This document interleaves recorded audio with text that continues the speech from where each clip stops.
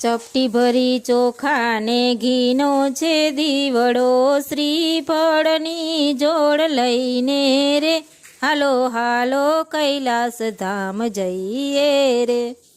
શિવના મસ્તક પર ગંગાજી બિરાજે, દૂધના કળશ લઈને રે હાલો હાલો કૈલાસ ધામ જઈએ રે।